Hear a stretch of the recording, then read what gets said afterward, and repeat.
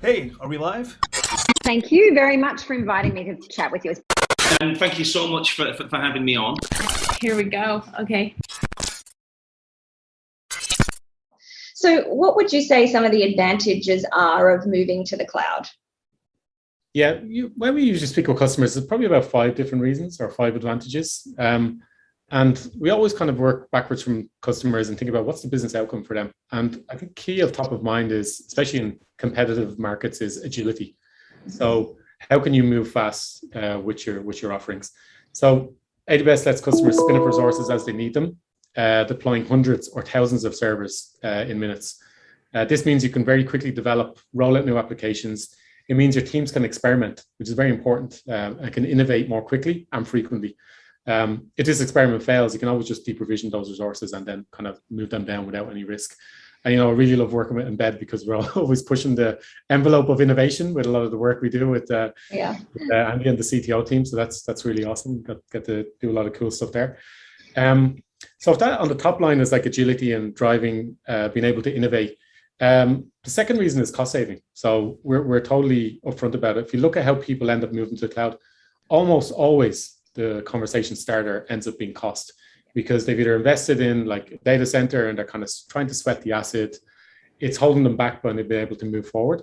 So as I said, we trade that capital expense for a variable. You only pay for what you consume. And this variable expense is much lower than what you would do for yourself because of our economy of scale. I'll speak a bit later about our global infrastructure footprint and how we serve millions of customers. Like as an example, Dow Jones, the big American company on stock exchange, they migrated their data centers out a couple of years ago, and that contributed to a global saving of over about $100 million in infrastructure costs. Mm-hmm. And we've got plenty of customers who've gone all in on AWS now to really benefit those cost savings. Yeah. The third reason is kind of elasticity. So in the IT world, you over provision for the peak because you don't want to have an outage, and that's a solid design because you need enough capacity. But now you can really provision what you actually need, and you pay for that. So the bit of AWS platform will just scale up as new customers will come in. You don't need to really think about that. You don't need to over provision, and that will reduce your cost over time and ability to meet your users' demand. I guess in your business, weekends are peak, holidays are peak. How do you kind of manage that in like a traditional on-premise world? You're gonna have to order servers in advance and make sure they're provisioned, have IT resources on hand as well. The fourth one is around innovation. Really focus on having your very valuable technical resources, been working on things that matter.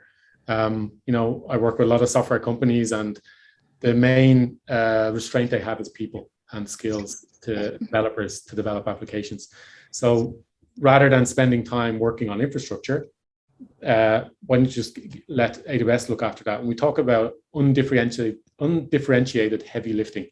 And we will all manage that infrastructure and data center, and we let you manage and work on your application, which drives a real value for your end customer. And then very lastly, the fifth one is really about global scale. So how can you serve a customer globally in minutes? That's our goals, and that's what we've been able to deliver.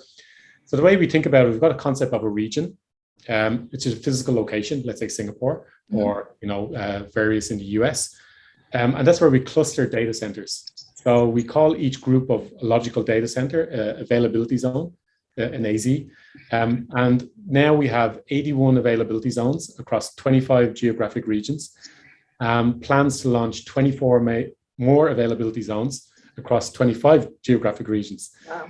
Against 8 more AWS regions. So coming online soon, we've got more regions in Australia that are already there. So more in Australia, more in India. We've got a new one in Indonesia coming end of this year. We've got Israel, New Zealand, Spain, Switzerland, and United Arab Emirates. So a lot of growth and investment in infrastructure, all driven by customer demand. And we don't really have plans to stop there. Over the fullness of time, based on customer demand, we'll look at putting in infrastructure into multiple regions across the world. Yeah, fascinating. I mean, the advantages you've discussed just now are definitely advantages we as an organization have benefited from. Another thing that we talk about with our clients is the ability to access your data from anywhere and not having to be in a physical location as has been traditionally required, and also the ability to look at data across locations.